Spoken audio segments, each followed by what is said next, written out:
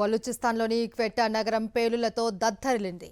Pakistan army frontier corps headquarters లక్ష్యంగా ఈ ఆత్మాహుతి దాడి జరిగింది.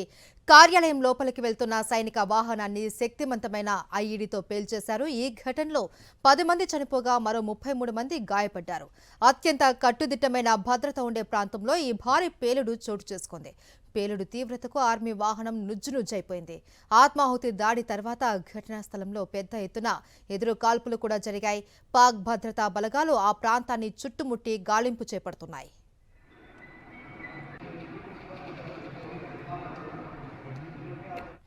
బలూచిస్తాన్లోని క్వెట్టా నగరం పేలులతో దద్దరిల్లింది. Pakistan army frontier corps headquarters లక్ష్యంగా ఈ ఆత్మాహుతి దాడి జరిగింది. కార్యాలయం లోపలికి వెళ్తున్న సైనిక వాహనాన్ని శక్తివంతమైన ఐఈడీతో పేల్చేశారు. ఈ ఘటనలో 10 మంది చనిపోగా మరో 33 మంది గాయపడ్డారు. అత్యంత కట్టుదిట్టమైన భద్రత ఉండే ప్రాంతంలో ఈ భారీ పేలుడు చోటు చేసుకుంది. పేలుడు తీవ్రతకు ఆర్మీ వాహనం నుజ్జునుజ్జైపోయింది. ఆత్మాహుతి దాడి తర్వాత ఘటనా స్థలంలో పెద్ద ఎత్తున ఎదురు కాల్పులు కూడా జరిగాయి. పాక్ భద్రతా బలగాలు ఆ ప్రాంతాన్ని చుట్టుముట్టి గాలింపు చేపడుతున్నాయి.